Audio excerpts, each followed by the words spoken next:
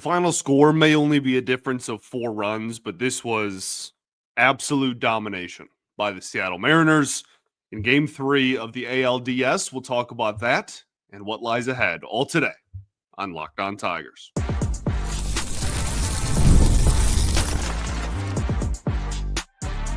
You are Locked On Tigers, your daily Detroit Tigers podcast. Part of the Locked On Podcast Network, your team every day.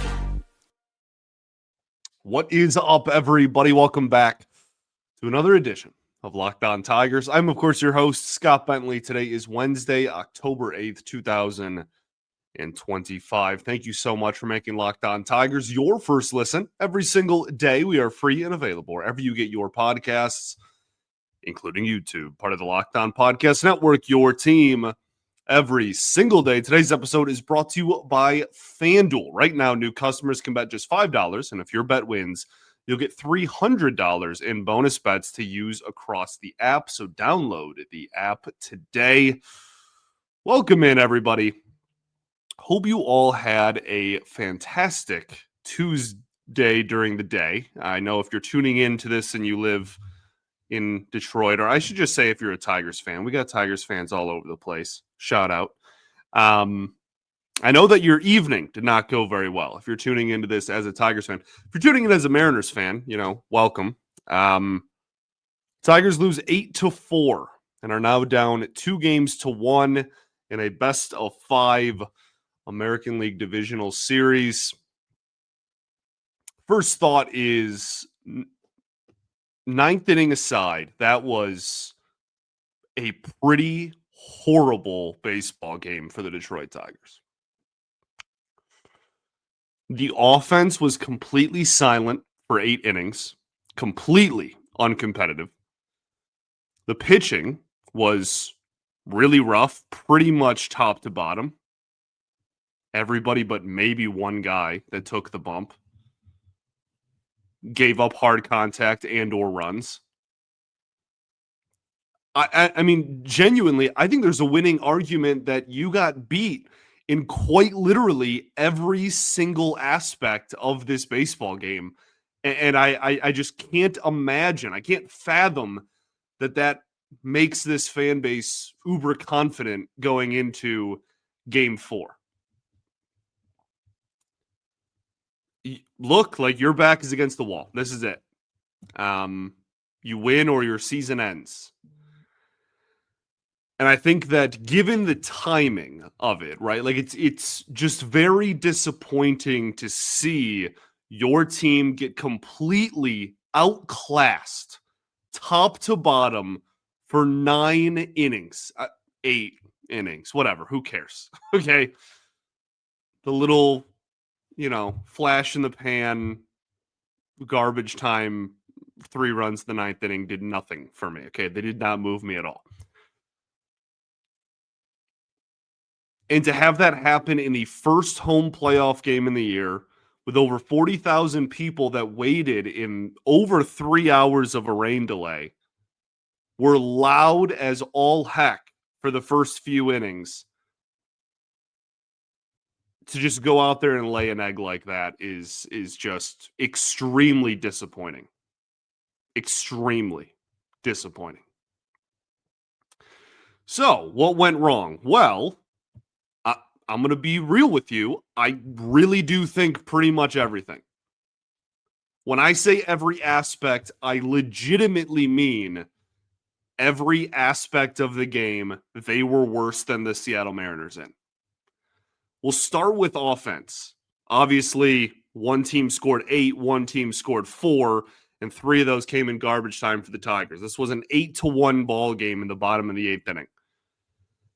They couldn't even get people into scoring position for us to be mad about those people not scoring in this game. I don't even know if that was an English sentence, okay? But I think you understand what I was saying. They go 3 for 5 with RISP, and you're like, oh, wow, whatever. 2 for 3 in the 9th inning alone. So, what is that, 1 for 2? They had 2 guys in RISP going into the 9th inning. And look, Logan Gilbert's really good at baseball. Okay. He's a phenomenal pitcher. We talked about that yesterday. He's really good, and this offense has not been good in months, plural. There was a time this year when the offense was really firing on all cylinders and was really deep. That has been, we are very far removed from that. I guess to their credit, do we even say to their credit? They didn't strike out as much as I thought they were going to. Now, like, I legitimately thought they were going to strike out, 17 to 20 times. So I guess maybe they struck out 9 times. They kept, like, that's not a bad day at the office in that specific regard. But, like, obviously that's tongue in cheek. And to be honest with you, I mean, even if we are going to talk strikeouts, Kerry Carpenter and Riley Greene combined for 4 of the team's 9 strikeouts. Those are your 2 of your 3 objectively, if not just your top 2, depending on how you, the listener, view Spencer Torkelson in that mix. But like those are 2 of your top 3 RBI guys, like guys that drive in runs, and your big bats in your lineup. And they had almost half of the team's strikeouts. So, yeah, man. Like, I mean, the rest of the lineup isn't. I'm not trying to pin it all on 2 guys. Kerry Carpenter has obviously a big home run, and Riley Greene, I guess, hasn't done much really all postseason. But the rest of the lineup's just as guilty, man. Dylan Dingler has not been effective this postseason. Did not have a great game. He had 1 single in this game that didn't amount to much, but outside of that, just continues to kind of swing at just about everything. Parker Meadows continues to struggle mightily with the bat. Zach McKinstry continues to struggle mightily. He's hitting .053 with a .270 OPS in the postseason. Torkelson, I just complimented him. He's hitting .182 in the playoffs with 0 power. Now, I guess, to be fair to Torkelson, he's like the anti-Tiger, okay, in the sense, like in the playoffs at least, in the sense that he's hitting .182 with no power, but he does have like a majority, I think, of our hits with runners in scoring position. I think he has like half of them that the team has had all postseason, or like almost all. So I guess tip of the cap to him for being like literally the only person on the team that can hit with a runner on second and or third base. But he's hitting under 200 with an OPS barely over 600, man. Like, you can't win if you can't score. And it's so like, it's like that's something you read in a Baseball for Dummies book, or you know what I mean? Like that's so simple, but I don't have too much else to say. Like, Hinch tried to shake up the lineup. It just doesn't matter. Like, these guys have completely lost it at the plate. And that's since like early or mid-August. And they have 1 day to find it, or else their season ends. Defense also was not good at all. 2 errors in a playoff game is so embarrassing and so unacceptable. Carpenter with a routine fly ball, literally just doesn't catch it. Not sure what else there is to say about that. Yeah, don't do that. Cool. Now, the other error is an embarrassment to the game of baseball. Okay. That is like so fundamentally incorrect on so many different aspects. It made my blood boil. I like started breaking out in hives. Okay. Everybody is at fault. All 3 people involved with that play are so unbelievably at fault. First off, why is Riley Greene throwing that baseball home? Just throw it to the outfield cutoff, throw it to second base for all I care. Stop. Okay. Stop. Like, he does that all the time too. He always just rifles it home. I say rifles it. He doesn't have a very strong arm. Should not have been going home. Then Zach McKinstry sees a ball like dribbling in the infield and just doesn't cut it off. I'm just going to let this go for Lord knows what reason. And then Dylan Dingler sees a ball, a grounder, like a ball literally dribbling towards him, doesn't do anything. It bounces off the inside of his foot or something, and then just scurries to the backstop, and you allow a run. Now, again, ultimately, they scored a lot more runs, and the Tigers couldn't hit a baseball until the 9th inning. So, we can complain about it. They ended up making it a close play at the plate. I think if the call is out on the field, it probably stays out. But I think you have to call him safe there. I don't disagree with the replay decision, and it is what it is. But that is just an abomination for a major league playoff team to be doing in a postseason game. It's horrible. Okay, we're like halfway done with what went wrong. We still talk about the starting pitching, which also went wrong, and the bullpen, which went wrong. Every aspect of the team went poorly. So we'll keep talking about that right after this. First, though, got to talk to you about our friends over at FanDuel. The NFL season is here, and FanDuel has an offer you won't want to miss. Right now, new customers can bet just $5 and get $300 in bonus bets if you win. That's right. You pick a bet, put down $5, and if it hits, you'll unlock $300 in bonus bets to use across the app. There's so many great features with the FanDuel app. I love how FanDuel gives me so many ways to play. I've built parlays, tried player props, and even followed live lines during games. It makes watching football even more exciting because I want a little get in on the action, right? You have a little something riding on the game. So whether you're a casual fan or love diving into the stats, FanDuel makes the game day experience so much better. So what are you waiting for? Visit FanDuel.com, download the FanDuel app today, and get started. All right, everybody, welcome back here. Segment 2, Locked On Tigers. Appreciate you all for tuning in. As always, making us your first listen every single day. Shout out to the everydayers that do tune in every day, even after brutal postseason losses. And we will, of course, be back tomorrow, hopefully recapping a wonderful, glorious sunshine and rainbows victory in the postseason. Today, though, is dark clouds and fitting for the day. Dark clouds and just rained the entire day in the Metro Detroit area. So we've talked about the offense that got outplayed. We've talked about the defense that got outplayed. Let's talk about the pitching. We'll start with the starters. Get it? Jack Flaherty, 3 1/3, 4 hits, 4 runs, 3 of those runs earned. We talked about the reason why just now.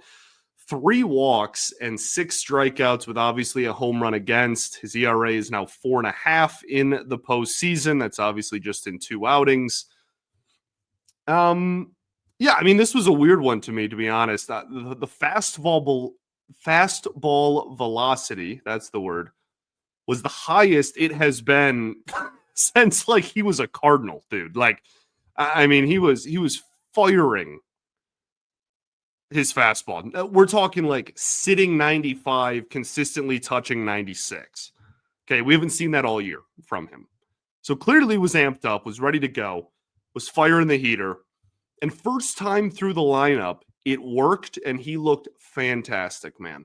He was blowing the fastball by everybody. He was going inside to righties with it when, because he has that slider and he's so consistent with throwing his slider and his curveball, for that matter, low and away to righties. If he can get that velo up that high, he can just throw it inside and tunnel it with the slider low and away. And it looks like the same exact pitch, and hitters don't have time to catch up with it. They barely have time to catch up to it when it's, 92, 93. Nonetheless, when you add some miles per hour on there. So he was fantastic the first time through, right? Second time through, he got absolutely rocked. And the command went with him. I don't know where it went, but it went with him. he started struggling, and it kind of just all fell apart, I guess. The fastball started the velocity stayed pretty solid throughout, but he was kind of spraying it all over the place.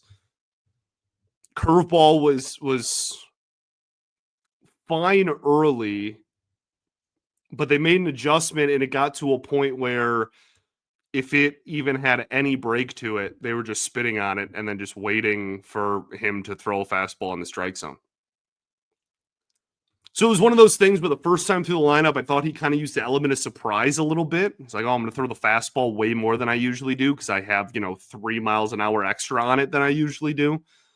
And then adjustments were made by the offense after seeing it just one time. And those adjustments, Flaherty didn't adjust to the adjustments, which is all baseball is really, is just hitter and pitcher and management just making a bunch of adjustments throughout the game and seeing who can counterpunch those measures by the opponent. So, yeah, he didn't adjust back and he got popped, and his command went out the window along with it. The bullpen also was not good. Tommy Kahnle had as many base runners allowed as outs recorded in this game. Never really a great sign. Brant Herter for a reliever. Brant Herter, great versus lefties, continues to prove that. Had a beautiful 1-2-3 inning and gave up a tank. Hanafy was pretty much the throwing batting practice, man. Just no swing and miss at the present moment. And that's been a problem for him, obviously, in his major league career. We'll talk. I guess Cater Montero can be exempt from this. We'll talk about him and what went right. Maybe he can be one of the few things that went right. Sure. The frustrating part of this for me, to summarize and stop just like whining and actually, maybe get to some analysis here halfway through the show, is these are all concerns that we discussed after the trade deadline and leading up to the trade deadline in July, when this team had the best record in the American League. Starting pitching outside of Tarek Skubal has struggled at best, been non-existent at worst in the postseason. Paper-thin bullpen. Tommy Kahnle was the first out of the pen in this ballgame. And fans ask why. And I get it because, to an extent, just because he struggled in the second half. But at the same time, who else are you going to put in, man? I know I'm a broken record with that, and I say it all the time. This is a paper-thin bullpen. Who else is going to pitch in the fourth inning, the fifth inning? You can't have Will Vest and Kyle Finnegan throw 3 innings a pop every single game, dude.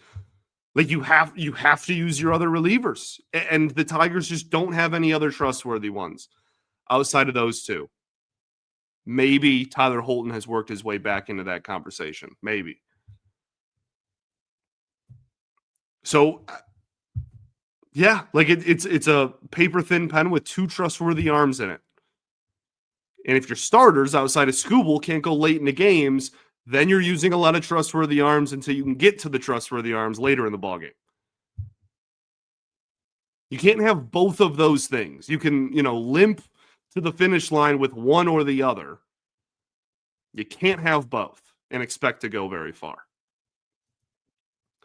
And then offense. I mean, I'll even admit, for everydayers and people that were listening, back then in the middle of the season, I wasn't even that big on acquiring a bat. I wasn't thrilled with the fact that they didn't acquire a bat, but that wasn't my first, second, or third ask of the deadline.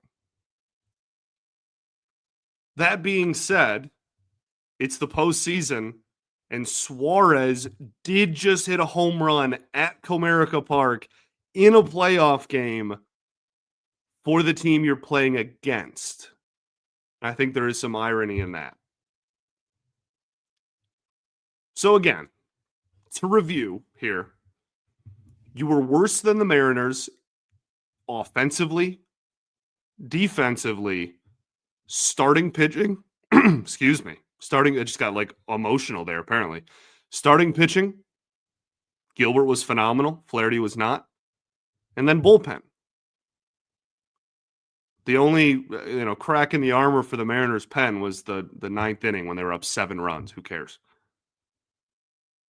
It's really hard to win a baseball game when that is the case, especially against a playoff team, but really just period. It's really hard to win baseball games when you get outclassed in all 4 aspects of the game of baseball. So here we are. Let's talk about what went right. It's a very short segment, and then we'll preview Game 4. We'll do that right after this.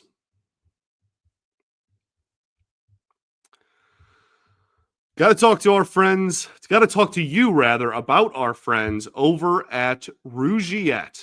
Guys, you've probably heard of Viagra or Cialis. Maybe you've even tried them. But if you're looking for something beyond the usual pill, it's time to meet Rugiet Go Long. That's exactly where Rugiet Go Long comes in. This isn't just another ED pill. It's a total game changer for confidence. Go Long combines 2 doctor-trusted medications in one dual-action formula so you can get hard and go the distance. The effects can last up to 36 hours. That's confidence all day, all night, and even into the next day. The process is simple. You connect with a board-certified doctor 100% online, and if prescribed, your treatment ships directly to your door and discreetly to your door. If prescribed, your treatment ships right to you. So, are you ready to level up your confidence in the bedroom? Head to rugiet.com and use promo code LOCKEDONMLB for 15% off of your order. That's rugiet.com, promo code LOCKEDONMLB. Make sure to use our code so they know that we sent you. All right, everybody, welcome back here. Third and final segment of Locked On Tigers. Appreciate y'all for tuning in as always. Disappointing game by your Detroit Tigers. I have not had very much nice to say up to this point, and I think it's legitimately difficult to find a whole lot of nice things to say about this performance. I really do believe that. Now, I'll play the optimist a little bit at the end. This series is not over. This was a terrible baseball game. You have to just view it in a vacuum. Okay, this was terrible. We've gotten this far. We're one of 8 teams left in all of baseball that are still playing for a World Series. Put it behind you. It's just 2 wins, man. You're not asking for the world here. Let's talk about what went right in this game, aside from me just saying not much and then moving on. I guess if you want to give him credit for the 9th inning, you are more than welcome to. I will really not be, to be honest. I don't think very many people care about a few garbage time runs that didn't amount to anything.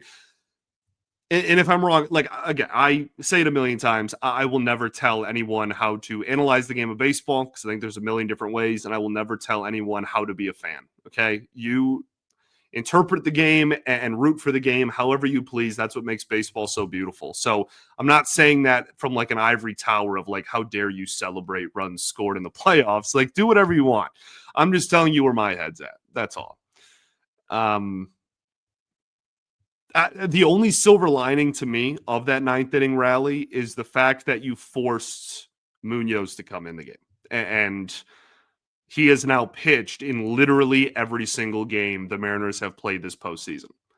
That's the only thing you have going for you is maybe he's running on fumes in Game 4 and either pitches and struggles finally or isn't available, which I can't fathom him just not being available if it's a 1-run game and they're trying to advance to the ALCS. But, maybe you get him to a point where he's out of gas. I don't know. But that's the only silver lining you can possibly muster up, at least for me, when it comes to the 9th inning and that little rally they had that, I don't really care about. That seriously might be it, man. I'm grasping at straws here. The first 8 innings, the Tigers were outclassed top to bottom, and it was 8-1.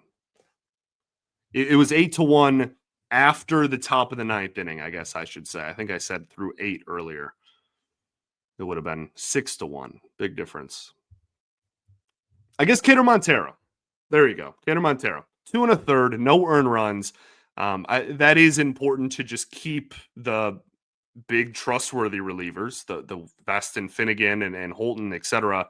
I say etc. I think that's probably the end of the list of trustworthy relievers at the moment. But that, to keep them rested, him to go multiple innings in a playoff game and keep the Mariners off the board, you almost wish he just would have kept going, because if Hannafy doesn't give up those 2 runs, then maybe it's 6-4 and you're within a swing of tying the game in the 9th inning. I don't know. But that's like butterfly effect. Munoz probably comes in way sooner, et cetera, et cetera. Stuff. Rain delay. Start this game. We talked about it a little bit earlier. 3-hour rain delay. Or no, more. 4-hour rain delay. 3-hour rain delay. Yeah. To start off this one. Shout out to the Tigers fans, man. I love this city so unbelievably much. I love this fan base so unbelievably much. I'm so proud to be a part of it. I'm so happy to see it and to be a part of it. And I'm so glad that the Detroit sports landscape has turned a corner and is giving the city what it deserves across the board, man. Pistons, I was at a Pistons playoff game last year. What Cade and all of them are doing is just so and like Cade, the whole organization has completely just turned it around over the last 12 months. The Lions, obviously, in the Holmes and Campbell era, have completely turned their history really around and are now a Super Bowl contender. The Red Wings, 100 years, like this will be a fun year. Even if you don't believe they're a playoff team, you can go check out Locked On Red Wings with Brian and I. But they have a lot of momentum with them going into the season with a lot of highly regarded rookies making the team out of camp. And the Tigers are in the playoffs. It doesn't matter how we got here. It does matter, but that they are a postseason team. And, for fans to wait 3 hours in the rain and then still have 41,000 in the crowd at first pitch, I think is a testament to that. So love this city forever. Game 4, Casey Mize against Bryce Miller. Assuming that holds, that was who the Mariners announced would be the starter after the game on Tuesday. Bryce Miller has an ERA over 5.5. I think it's 5.68 on the season. He's got pretty decent stuff. Has got a pretty decent fastball, but he just hasn't figured it out over a long period of time. He's dealt with some injury stuff. I remember when he first got called up, there was a decent amount of hype surrounding him, but he's got a career ERA over 4 now. And yeah, this year has not helped that. I'm sure it was under 4 going into the year. So you have an opportunity. And you're going to need Casey Mize to do Casey, like Boston, last outing of the regular season at Fenway. We need an outing like that. I'll end with this. I know this episode probably came across as very pouty, and I completely own that if that is how it came across, radio-wise. Frustrating game to watch, but I will end with this. I will end you with some optimism here. As I said earlier, the series is not over. All you have to do is make it to Game 5. Game 5 is the end for somebody either way. You're not planning for beyond Game 5. You're emptying your entire clip with the bullpen. You'll even use starters in relief. It doesn't matter. You go all out in a Game 5 with a chance to advance to the ALCS and be one of 4 teams in all of baseball remaining. So you just have to make it to the Game 5, which Tarek Skubal would pitch, by the way. To get there, you have to win 1 game. This isn't like some insane comeback. This isn't some, you played really poorly and now you have to win, 5 of your next 6, or, you have to win, you have to go on a 7-game win streak to make the playoffs like some teams do at the end of every season. This isn't that. This isn't some crazy run. This is you win 1 game and you force essentially a 1-game playoff to advance to the ALCS. You win 1 game and you make it to the next 1 game.